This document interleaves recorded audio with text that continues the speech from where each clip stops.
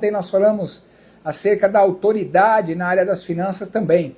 E como o Senhor nos instituiu, nos constituiu e nos outorgou a autoridade para nós tomarmos as rédeas da área das nossas vidas financeira e econômica. O Senhor escreveu lá em Lucas 10:19, eis que vos dei a autoridade para pisar de serpentes e escorpiões e sobre o poder do inimigo, e nada absolutamente lhe causará dano. Aleluia! Então, o Senhor ontem veio nos instruindo de como nós nos posicionarmos efetivamente para tomarmos autoridade sobre a área das nossas finanças, na área econômica e financeira de nossas vidas, e não sermos meros espectadores passivos e alheios, nos deixando levar pelas circunstâncias adversas que muitas vezes batem à nossa porta, tentando instalar e trazer escassez para nossas vidas, gerando algum tipo de necessidade não suprida. O Senhor ontem veio nos ensinando e efetivamente nos posicionando e alinhando para que nós tenhamos uma posição proativa, uma posição ativa e uma posição de autoridade, de poder fluidos no nome de Jesus, porque nós já fomos outorgados e já recebemos essa autoridade para também exercê-la na área das nossas finanças. Amém? Então, glória a Deus por isso. Hoje eu quero iniciar falando um pouquinho sobre a diferença entre pobreza e humildade, porque eu vejo que também muitos confundem as coisas. E também, culturalmente, outrora fomos ensinados também e sob um prisma errado de acharmos que pobreza é sinônimo de humildade. E pobreza não tem nada a ver com humildade. Nada a ver com humildade. Então eu quero começar trazendo luz sobre esse assunto nessa noite, em nome de Jesus. Amém? Muitas pessoas pensam que ser humilde é ser pobre e usam essas palavras como sinônimas. Entretanto, apesar da tradição cristã, tanto evangélica quanto católica, acerca disso, pobreza e humildade são conceitos totalmente distintos, que não tem nada a ver uma coisa com a outra e que não estão diretamente relacionados. Ou seja, é possível ser pobre e ser humilde, como também é possível ser pobre e ser soberbo, como também é possível ser rico e ser humilde, como também é possível ser rico e ser soberbo. Eu conheço as 4 categorias de pessoas. Amém? Então, a humildade é uma condição espiritual do coração do homem. Não tem nada a ver com a parte natural, física ou material. O homem verdadeiro, humilde, não é aquele que não possui bens, mas é aquele que reconhece que não é aquilo que ele tem ou o que lhe falta que determina o seu valor. Mas quem determina o seu valor é aquele que o criou e o fez, o Deus Todo-Poderoso. Amém? O dicionário da língua portuguesa define humildade como ausência completa de orgulho ou de soberba. Então o homem humilde sabe o valor de cada coisa e não se ensoberbece, ele não se envaidece pelo que ele tem e nem se entristece também, de um outro lado, por aquilo que ele não tem. Amém? Ele sabe depender de Deus naquilo que for necessário. Ele aprende a entender que a fonte, a origem de todo o suprimento, de todas as coisas na sua vida, vem da parte do Senhor. Então ele sabe depender de Deus no que for necessário e também fazer a parte que lhe cabe fazer. Porque também muitos hoje usam, essa dependência, essa falsa dependência de Deus para se acomodar e para ter uma vida passiva, que também não provém de Deus. Muito pelo contrário. A Bíblia deixa claro que existe a nossa parte a ser feita. Deus nos ensinou que nós devemos nos esforçar e termos bom ânimo em cima de cada uma das circunstâncias ou de cada um dos desafios que a gente enfrenta no nosso cotidiano, na nossa vida, no nosso dia a dia. A Bíblia diz que o reino dos céus é ganhado à força. Então nós precisamos por força, nós precisamos ter a nossa participação ativamente composta junto com o mover e com o querer de Deus para que as coisas aconteçam. Então não podemos nos apegar, como também conheço muitos, que se apegam e usam a questão da provisão de Deus, entendendo que Ele é fonte e origem, para se acomodar e não fazerem a sua parte. E isso não é de Deus também, meus irmãos. Se você fizer isso, sabe o que vai acontecer? Você vai se arrebentar e vai quebrar e não vai sair do lugar e, pelo contrário, vai cada dia mais regredir e andar para trás. Essa é uma verdade. Humildade é aceitar como verdade o que a palavra diz sobre você. Você precisa não só crer, como aceitar o que a palavra diz a seu respeito. E você e eu precisamos pensar conforme a palavra de Deus. Então, isso muda o jogo das nossas vidas. Se nós nos alinharmos, como eu venho falando todos esses dias, com os nossos pensamentos, com os nossos sentimentos, com as nossas emoções, com as nossas falas, com as nossas atitudes correspondentes, isso é uma fé operosa. Se nós nos alinharmos disso, não tem como essa palavra não gerar fruto para o qual ela foi destinada em nossas vidas. Não tem como. Por que gerar fruto? Porque a Bíblia diz sobre acerca desta palavra também, que ela é o quê? Uma preciosa semente. E semente, quando ela é plantada, ela tem que germinar e tem que frutificar. Então, se efetivamente nós estamos nesse alinhamento como terra fértil para receber essa boa semente, essa preciosa semente que é a palavra de Deus, então o que vai acontecer? Ela vai frutificar, ela vai germinar e ela vai frutificar. Se a gente pensa errado, a gente vai crer errado, vai falar errado.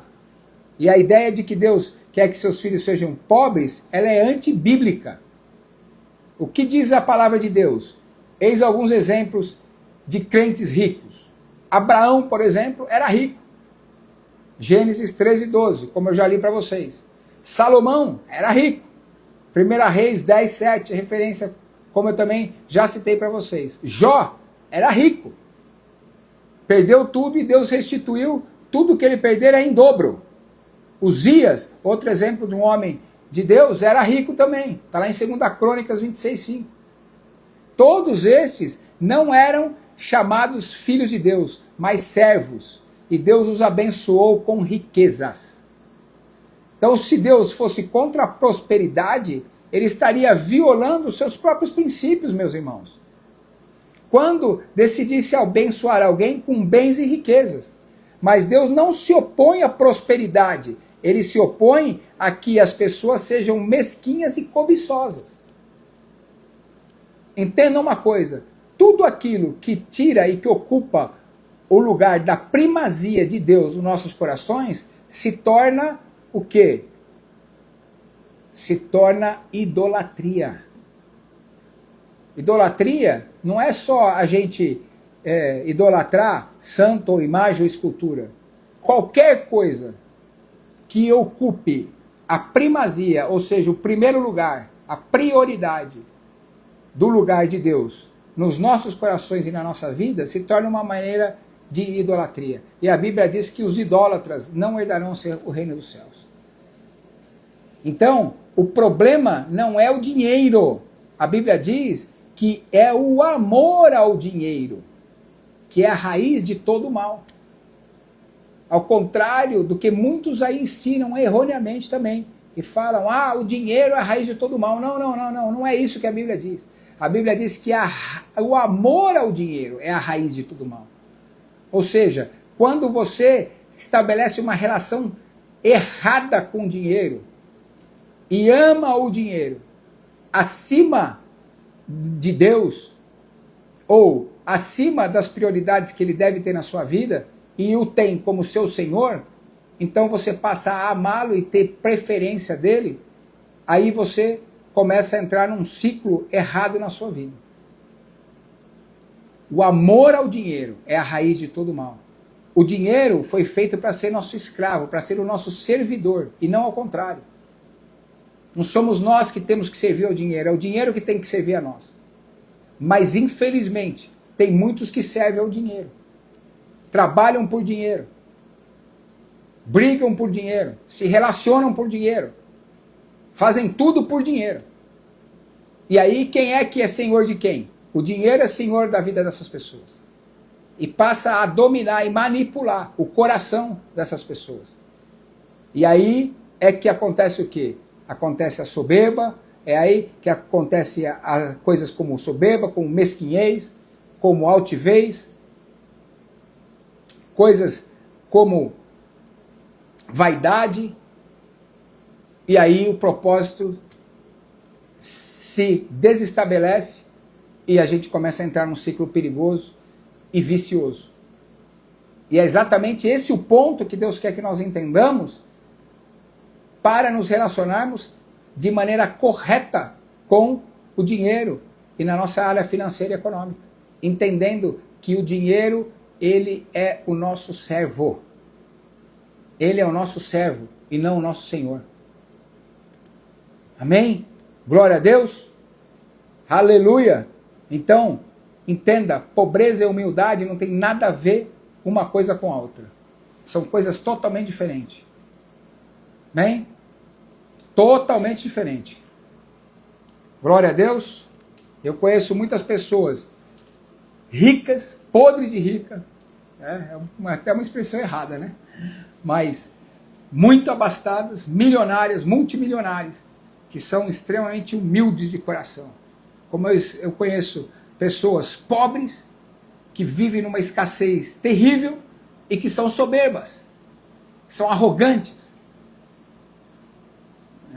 Então, uma coisa não tem relação com outra. Não tem nada a ver uma coisa com outra. Isso é uma condição do coração do ser humano. Amém? Glória a Deus. Você pode dar um glória a Deus aí ou não? Aleluia. Está sendo abençoado? Aleluia. Glória a Deus.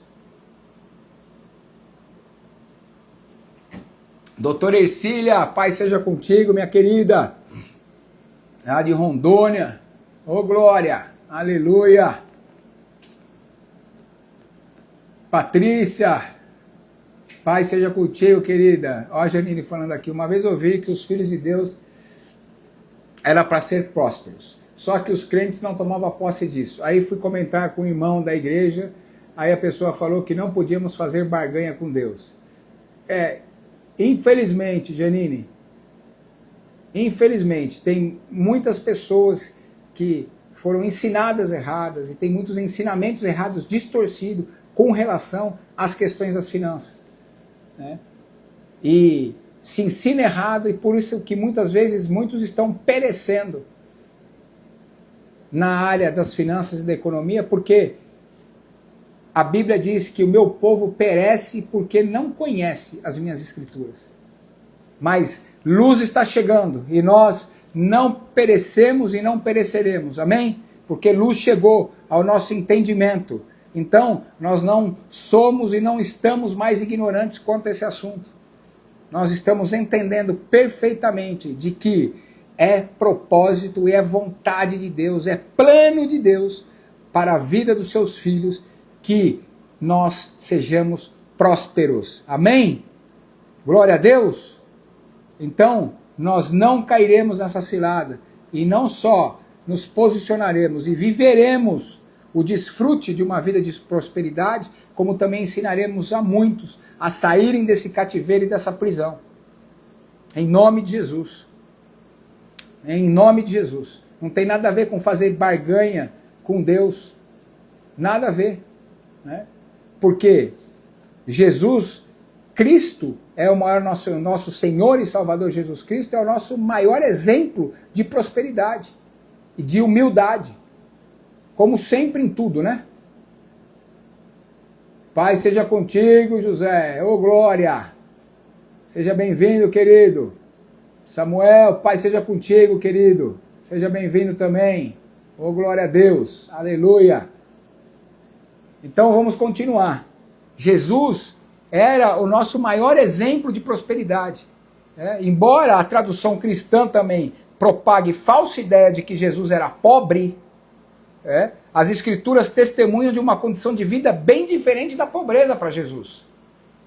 A Bíblia demonstra que Jesus era um homem próspero, e devemos tê-lo como referencial também nessa área das nossas vidas.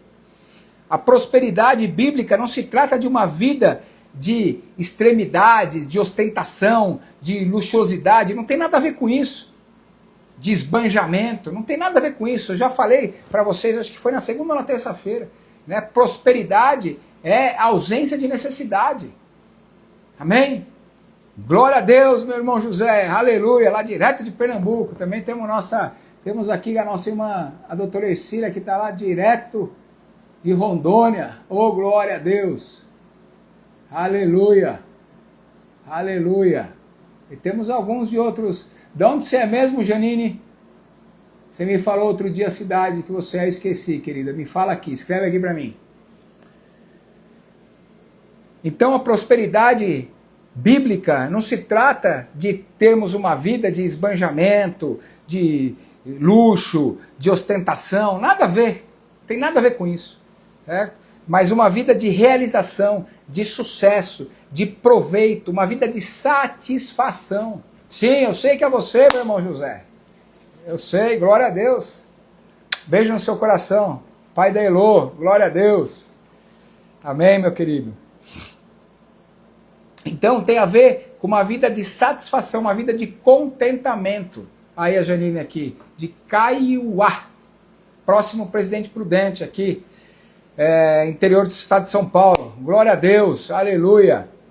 Aí chegou a embaixadora da alegria, minha parceira Sivonei. Alegria, alegria, parça. Seja bem-vinda, querida.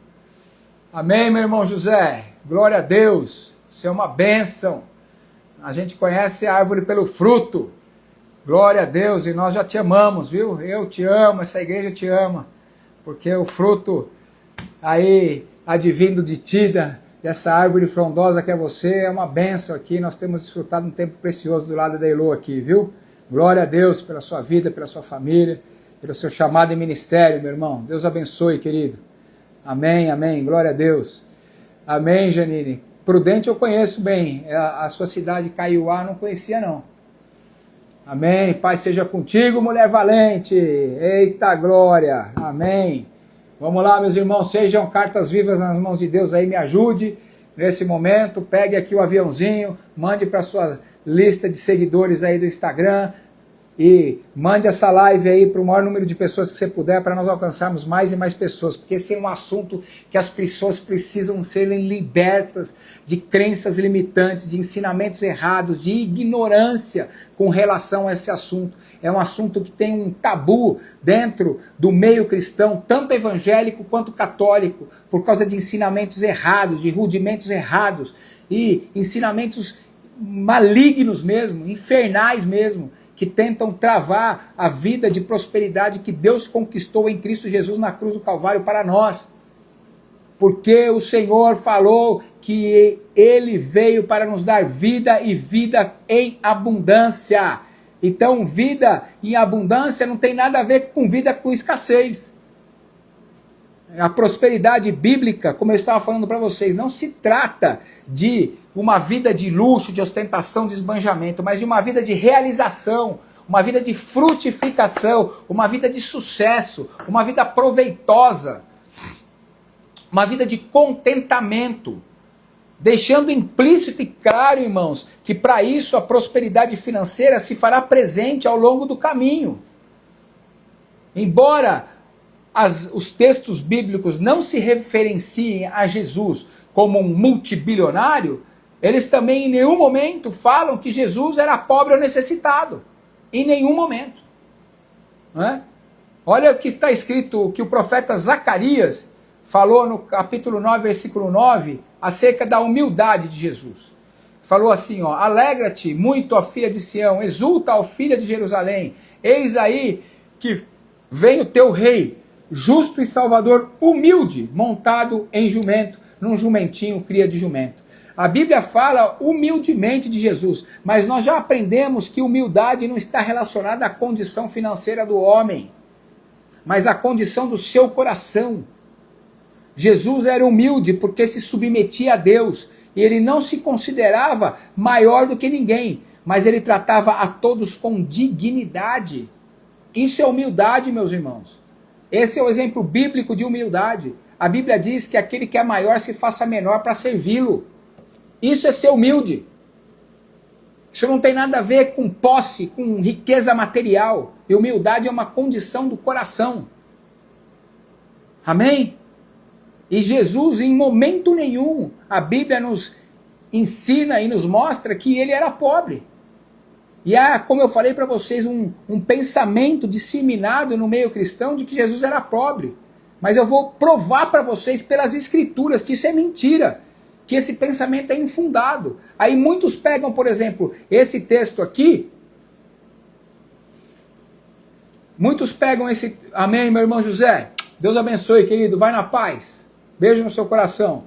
Muitos pegam esse texto aqui, que ele entrou humildemente montado num jumento, e fala que Jesus era escasso, era pobre, porque entrou num jumentinho. Isso não tem nada a ver. Isso foi uma profecia que foi dita para ele lá há 600 anos dele pelo profeta Isaías, que falou que ele entraria num jumentinho. Inclusive, quando ele manda os seus discípulos pegarem um jumentinho, ele fala para dar explicação que eles pegaram o jumentinho, e ele fala para que se cumpra a palavra que foi dita pelo profeta. Tem nada a ver uma coisa com a outra, é um monte de distorção e de ensinamento errado, meus irmãos. Esse pensamento é infundado. E outra coisa, muitos falam e usam esse exemplo de como Jesus nasceu. Ah, porque Jesus nasceu numa manjedoura, porque ele era pobre, ele não tinha condições. Ah, ele não nasceu no Albert Einstein, ele teve que nascer no SUS. Tem nada a ver. O contexto histórico não tem nada a ver com condição financeira.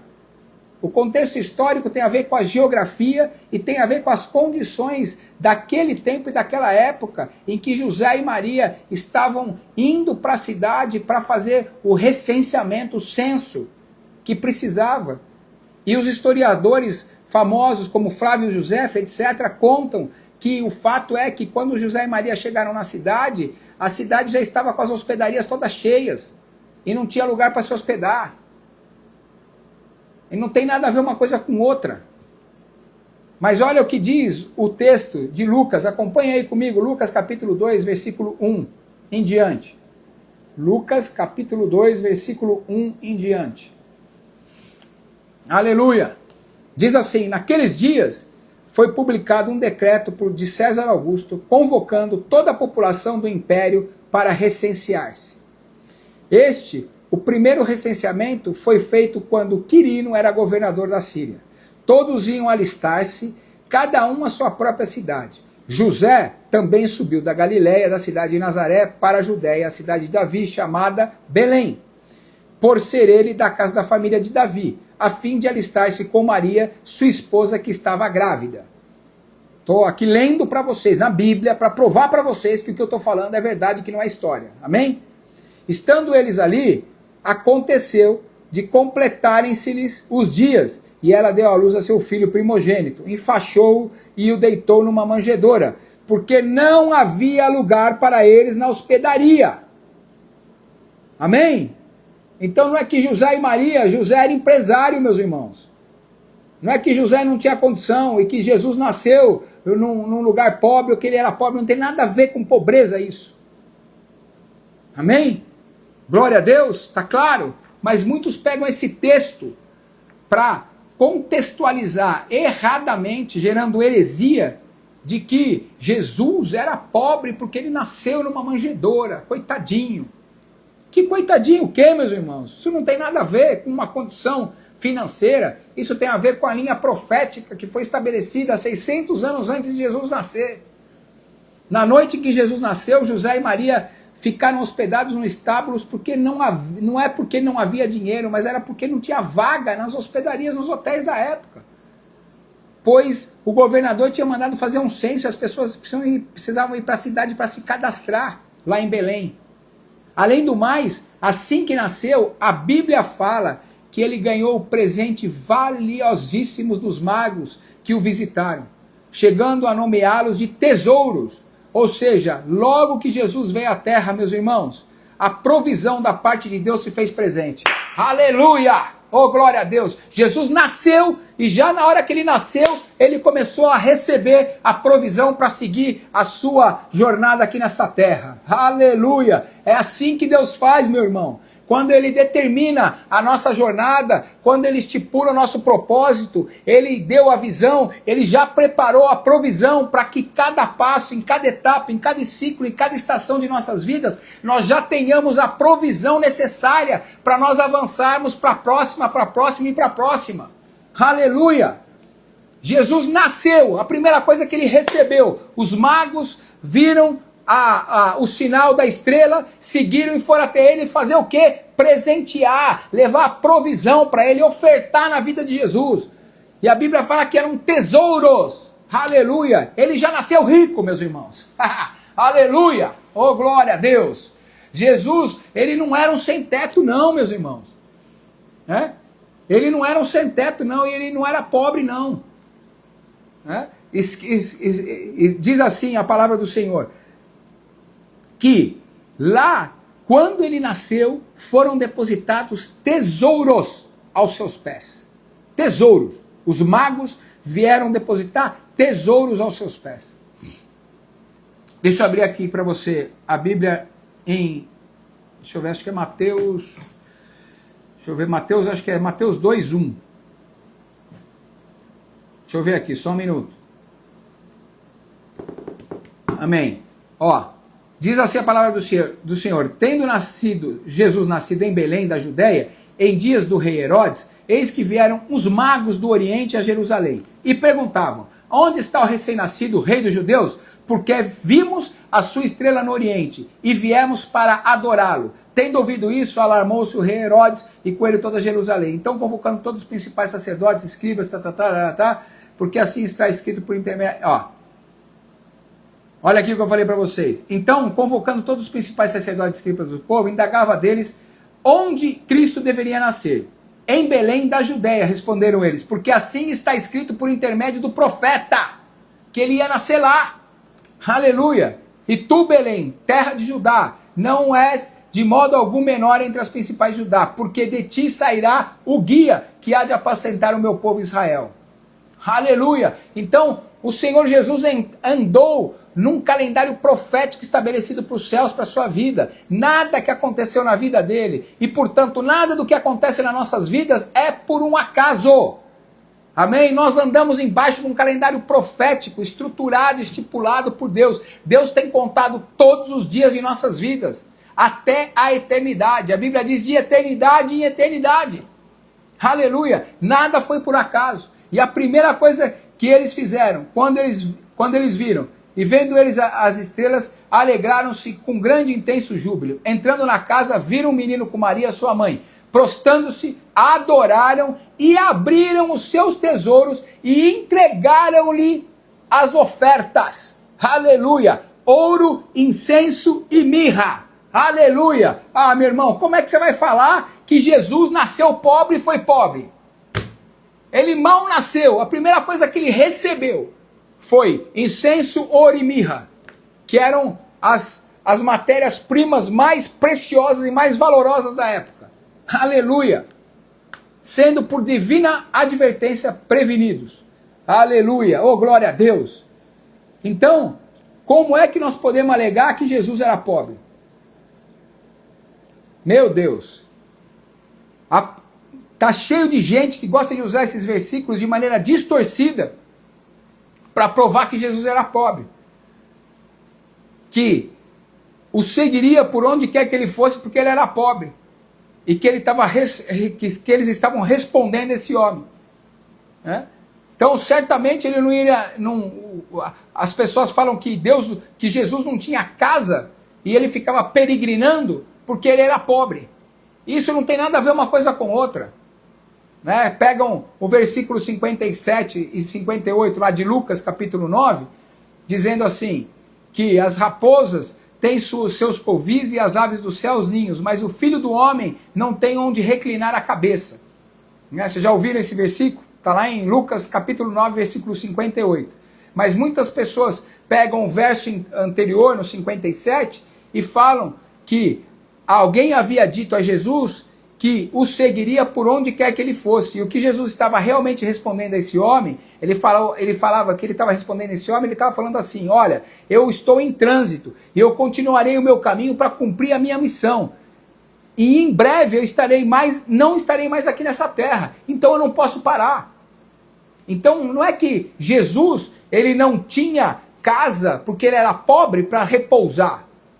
É que ele era focado na missão que estava estipulada e estruturada para ele fazer e para ele andar. E ele não parava. Então aonde quer que tivesse um lugar para ele repousar, ele repousava porque ele era focado e ele mergulhava naquilo que ele tinha que fazer. Ele é extremamente disciplinado naquilo que ele tinha que fazer. E então certamente porque ele tinha que peregrinar, né, como um verdadeiro missionário, ele não ia fixar uma residência num lugar naquela fase da vida que ele estava. Ministerial, porque depois que o ministério dele foi acionado, ele foi enviado como apóstolo dos apóstolos. A essência apostólica, ele foi enviado pelo Senhor, por Deus, para o quê? Para instituir as boas novas do seu evangelho, para pregoar o ano aceitável do Senhor, para pregoar sobre a vinda do Messias. Então ele foi cumprir o seu ministério. E ele andava em cruzadas como um missionário, como um apóstolo. E por isso que ele não parava.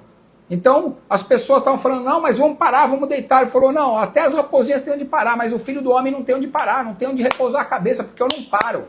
É isso que ele está dizendo. Não é meu tempo de parar, agora é meu tempo de avançar.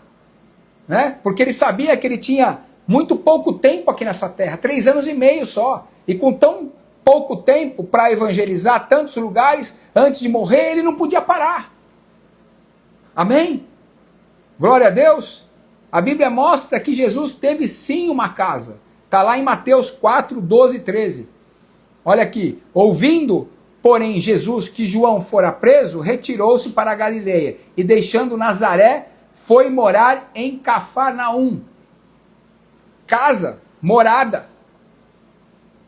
A versão Williams da Bíblia diz assim: mas saiu de Nazaré e fez a sua casa em Cafarnaum.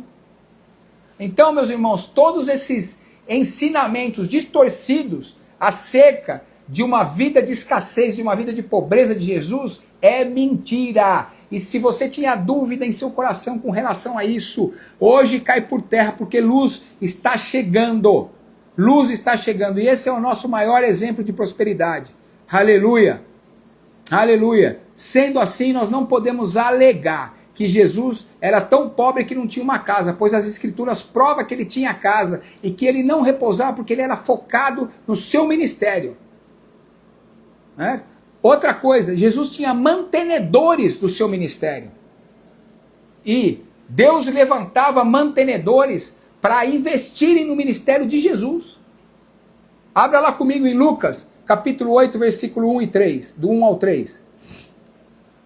Diz assim: aconteceu depois disso, que andava Jesus de cidade em cidade, de aldeia em aldeia, pregando e anunciando o evangelho do reino de Deus. E os 12 iam com ele. E também algumas mulheres que haviam sido curadas de espíritos malignos, de enfermidades. Maria, chamada Madalena, da qual sairiam 7 demônios, e Joana, mulher de Cusa, procurador de Herodes, Susana e muitas outras, as quais lhe prestavam assistência com os seus bens. Aleluia! Glória a Deus! O Senhor levantou mulheres. Vocês estão entendendo o ministério, mulheres? Aleluia! Vocês estão entendendo o ministério de vocês? Glória a Deus! Um dos ministérios, dos pilares do ministério da mulher. Glória a Deus! O Senhor levantou aqui, mulheres, para prestarem assistência ao Senhor, sendo mantenedoras dele, sendo mantenedoras do seu ministério, investidoras, patrocinadoras do ministério de Jesus. Elas lhes prestavam assistência com seus bens. Aleluia! E a Bíblia revela também que Deus supria as necessidades de Jesus milagrosamente, conforme ele ia avançando em seu ministério. A Bíblia revela que nada faltou para Jesus na sua caminhada, e milagres aconteciam para que ele fosse suprido junto com seus discípulos quando havia necessidade. Nem ele e nem nenhum dos que andavam com ele, nem ele e nem nenhum dos que andavam com ele, passaram necessidades. Amém? Glória a Deus pela sua vida, Sigonei. Você é uma dessas mulheres levantadas por Deus. É isso mesmo, é você mesmo. Você mesmo. Você é patrocinadora, você é investidora, você é mantenedora do reino, não só da igreja, como do meu ministério pessoal também. Amém? E para a glória de Deus, eu estava orando por você nessa manhã, exatamente essa palavra. E eu nem sabia que ia ministrar ela, nem sabia que você ia estar aqui, nem sabia que você ia falar eu. E nem sabia que ia falar isso aqui, mas eu estava orando por você exatamente sobre esta palavra. E determinando sobre a sua vida, porque está escrito que se alguns dos meus servir apenas um copo de água que seja, para um dos meus pequeninos, para um dos meus profetas nessa terra, certamente esse também participará do galardão do profeta. Quanto mais ser um mantenedor do ministério do homem de Deus. E eu louvo a Deus pela sua vida, porque Deus te levantou para isso mesmo. E você é participante do galardão que está sobre a minha vida e sobre o meu ministério. Porque você honra o meu ministério, você investe no meu ministério. Para a glória de Deus. Aleluia! Oh, glória! Amém? E eu creio que o Senhor está levantando nessa noite aqui. Estou sentindo a glória de Deus aqui. Deus está levantando nessa noite aqui. Irmãs com esta consciência. Aleluia! Você é uma delas, Janine. Você é uma delas, Janine. Você é uma delas. Pode tomar posse. Em nome de Jesus. Você também, Leide. Você é uma delas também, Leide. Deus está levantando mulheres aqui, nessa noite, com este nível de consciência e com este coração alinhado, para serem grandes investidoras, empreendedoras, mantenedoras, patrocinadoras da obra dele nessa terra e de homens de Deus nessa terra. Em nome de Jesus. Em nome de Jesus. Eu libero essa palavra profética sobre as suas vidas. E se você crê também, você pode tomar posse, levantar sua mão e tomar posse nessa noite. Não só as mulheres também, mas também homens de Deus aqui, que estão aqui. E que também têm chamado com o Senhor nessa forma. Em nome de Jesus. Em nome de Jesus. Em nome de Jesus. Eu, até 2 anos atrás, o Senhor me levantou como um grande investidor, como um grande patrocinador e mantenedor da obra dele. Ainda continuo sendo, certo? Mas o Senhor tem colocado no meu coração e tem falado isso para mim, que Ele está levantando outros agora, para que façam a mesma coisa que eu fiz lá atrás, para com o meu ministério e para com a obra que o Senhor me confiou. Amém? Então, isso eu posso falar com autoridade e com conhecimento de causa, porque com 30 anos quase de evangelho que eu tenho, até aqui eu sempre vivi desta forma e fiz assim. E agora o Senhor está levantando outros com o mesmo coração, com a mesma unção, com o mesmo poder, com a mesma autoridade e com o mesmo alinhamento de espírito para fazerem muito mais e além do que eu já fiz. Em nome de Jesus. Em nome de Jesus. Jesus tinha mantenedores em seu ministério. Não tem como, meus irmãos. Não tem como. É bíblico. Em nome de Jesus. É bíblico. Aleluia. Amém, Janine? Glória a Deus pelo seu coração. Mas eu não estou falando que tem que ser para mim, não, tá? Eu não estou advogando em causa própria, não. Amém? Glória a Deus. Glória a Deus pelo seu coração reto, por você receber em honra e por você estar recebendo as porções que o Senhor tem nos confiado em honra. Mas eu não estou advogando em causa própria, não. Amém? O Senhor vai te direcionar, se for essa conexão, se for essa aliança conosco, glória a Deus, louva a Deus pela sua vida, mas também se for com algum outro homem de Deus, em outra igreja, na sua cidade, onde quer que Deus te dirigir, glória a Deus pela sua vida, mas o fato é que Deus conhece o teu coração, tem um chamado com você, e eu ministro essa palavra sobre a sua vida, porque o Espírito, eu estou diante do Espírito Santo, e o Espírito Santo me falou sobre o seu propósito. O Senhor vai te levantar como uma grande mantenedora da obra dele, como mantenedora de muitos ministros nessa terra.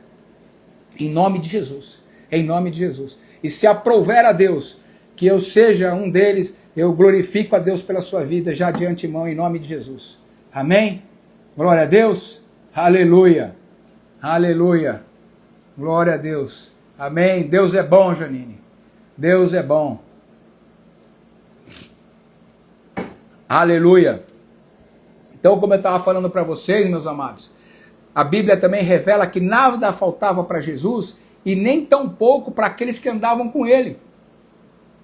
Nada, nada, nada, nada. Pai seja contigo, Tiago, oh, glória a Deus, seja bem-vindo, meu amado. Nada faltava para Jesus e nem com aqueles que andavam com ele. E Deus fazia, muitas vezes, quando surgia, tentava surgir algum tipo de necessidade, Deus sempre operava milagre. Sempre operava milagre.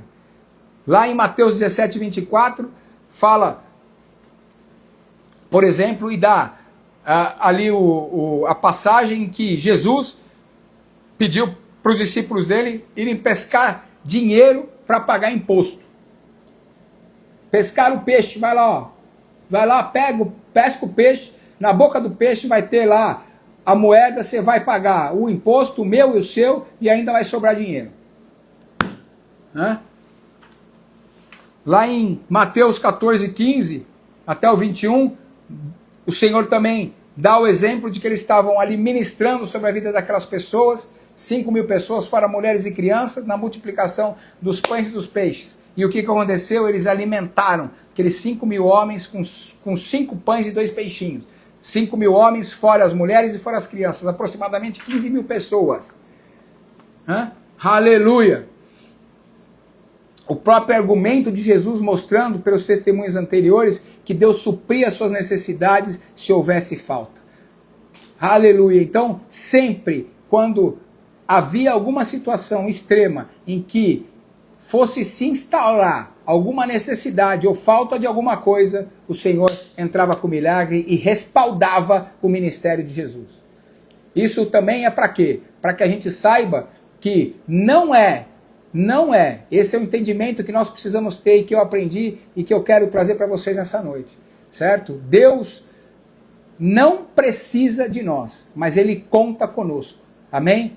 E o fato de Ele nos levantar como investidores, como patrocinadores, como mantenedores da obra dele nessa terra, seja através das instituições, ou seja através dos homens e das mulheres de Deus, investindo nos homens e nas mulheres de Deus, seja qual for o meio que o Senhor nos direcionar a fazê-lo, certo? Isso é oportunidade que Deus nos dá para nos abençoar. Não é para nós abençoarmos, é para nos abençoar.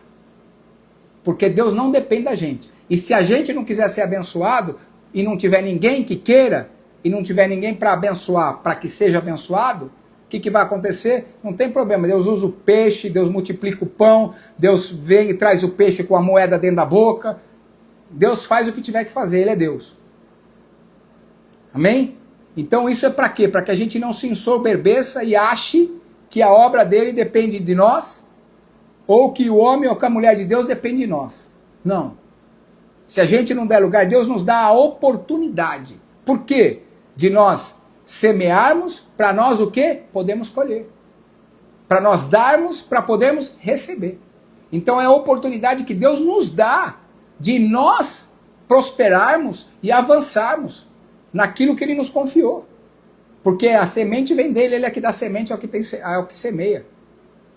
E quando nós investimos na obra dele, quando nós investimos no ministério de uma mulher de Deus, de um homem de Deus, então isso torna-se algo que exponencializa e se multiplica sobre as nossas vidas, porque nós estamos honrando diretamente a unção, o chamado e o ministério daquele homem e daquela mulher.